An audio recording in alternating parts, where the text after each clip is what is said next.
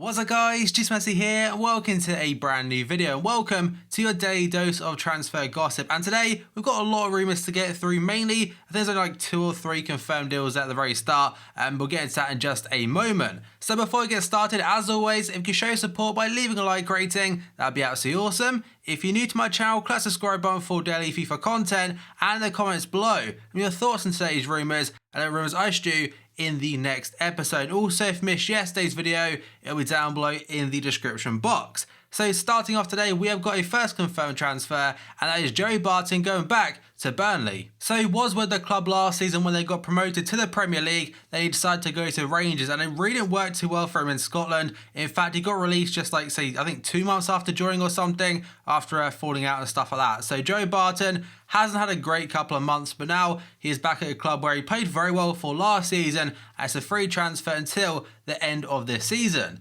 Next up, we go on to Gylfi Sigurdsson. It's not about him, it's about Swansea City in general and their manager situation. Now, a guy called Paul Clement, who is the assistant coach, or was the assistant coach under Carlo Ancelotti at Bayern Munich, he's agreed a 2.5-year deal with Swansea, and he's due to fly in tomorrow and meet the Swansea squad ahead of their clash with Crystal Palace and officially take over on Wednesday. So they've got the manager sorted now, and Bayern did confirm that yesterday. There's also one more confirmed transfer, but it's someone that's not on FIFA Ultimate Team as of yet, and that is Ryan Babel. He was at Deportivo La Coruña in Spain, and now I think he got released on the 31st of December, or his contract expired, and now he's gone to Turkey to Besiktas on a free transfer on a 2.5-year deal. Now we got on to potential transfers, and first up, Rudy Gestede of, what team was that? Aston Villa. I completely forgot who it was then, but they have accepted a £6 million bid from Middlesbrough for striker Rudy Gestede, according to Sky sources. Steve Bruce has admitted there have been quite a lot of talks over the weekend, as admit they will probably lose their player, and the medical apparently now take place in the next 48 hours, now also include completing the personal terms and the contract.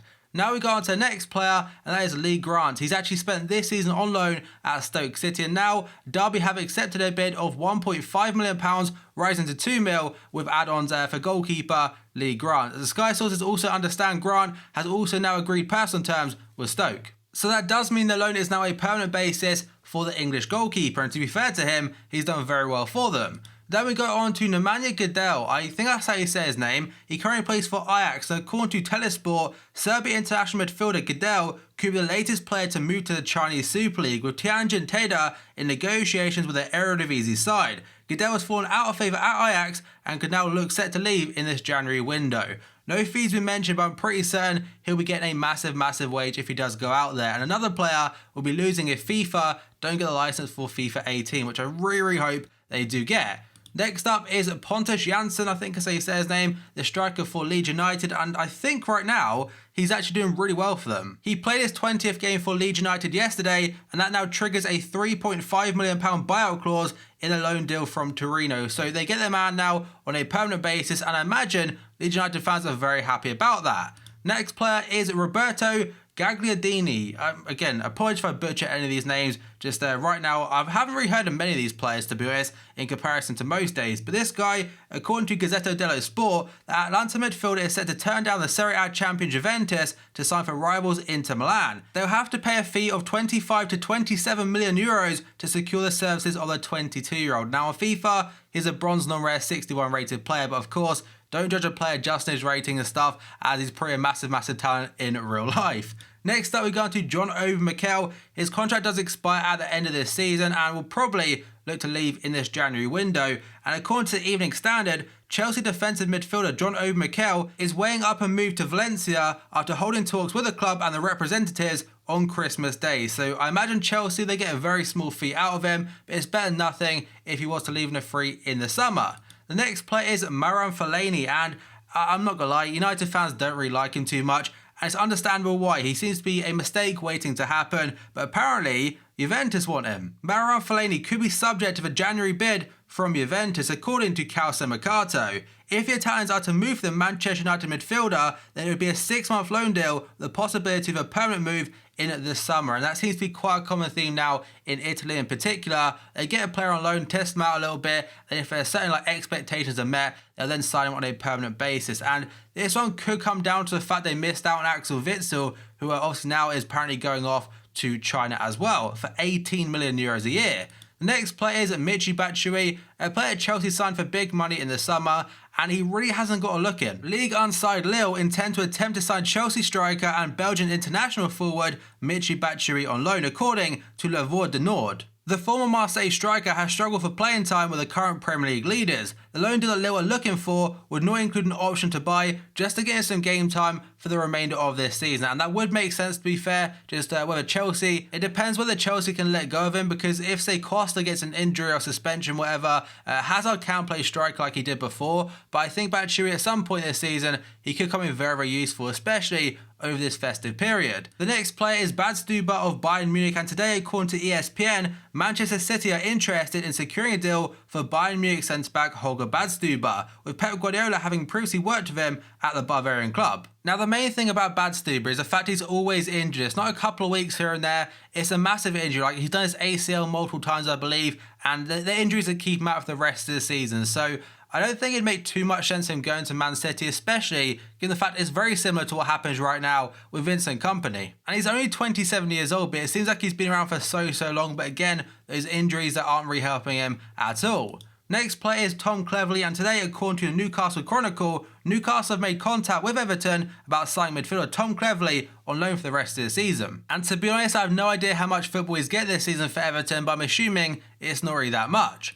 Next player is going to be Raul Jimenez of Benfica. According to Scorker today, Liverpool have identified Benfica striker Raul Jimenez as a potential summer signing. The 25-year-old has scored 8 goals in 18 games this season and could be available for £22 million. Now, I personally haven't seen anything of him. I think he used to play for Atletico Madrid at one point. Didn't really play too many games, but right now, I think 22 mil for a player of 8 goals in 18 games. You could probably get better value for money elsewhere, but I'm not going to write a player off before anyone's even joined, as you kind of have to watch them play first. The next player is Emil Forsberg, another player linked to Liverpool today. According to the Mirror, Liverpool could turn to Red Bull Leipzig winger Emil Forsberg after being told by Borussia Dortmund that Christian Pulisic is not for sale. Now, Forsberg has done really well for himself personally, as well as for Leipzig in general, because he's getting a lot of goals and assists, but I think if he was to leave, it'd be for quite a big fee. Now we move on to Morgan Schneiderlin, and apparently, according to Sky Sports, West Brom saw an initial £18 million offer for the France international midfielder turned down by Manchester United, and they're yet to return with an improved bid, despite Tony Pulis' desire to add during the January transfer window. And that now leads on to apparently Marseille are now considering a bid for Schneiderlin instead, according to La Province. Schneiderlin has been informed that he may quit the club this month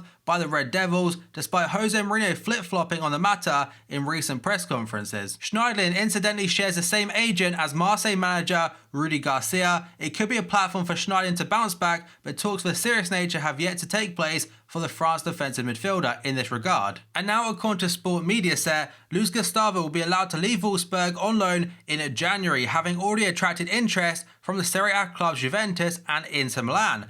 Wolfsburg are looking to agree a loan-to-buy deal for the 29-year-old midfielder.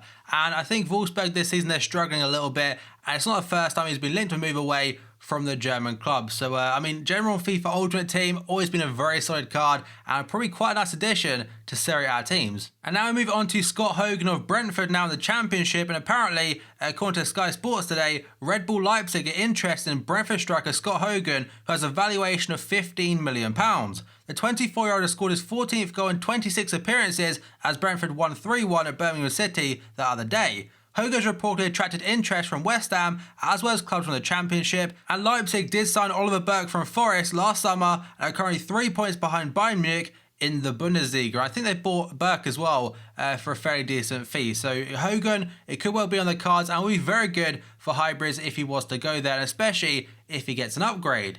The next player is Luciano Narsingh of PSV. Apparently today, according to Eindhoven's Dagblad, if I said that wrong, I do apologise, the Eredivisie club have given Swansea permission to discuss a contract with Dutch winger Narsingh. The 26-year-old's contract does expire at the end of the season, but Swansea could pay £5 million to sign him in this January transfer window and could well become Paul Clement's first signing. And now one that kind of came out of nowhere, that is going to be Dimitri Payet, linked back to his former club Olympique Marseille. So according to TF1, Dimitri Payet could be set for a shock return to former club Marseille for a sum ranging from €30 million to 40 million euros. But now West Ham will reject any attempt by Marseille to re-sign Dimitri Payet this month, according to Telegraph. And La Province are saying that Payet's representatives have not closed the door on initial contacts, but it would be a little crazy considering his current salary and the fact West Ham apparently have no intention of selling. Now, I don't think Dimitri Payet will leave in this window, but I do think he'll leave in the summer, and I think they may be forced into it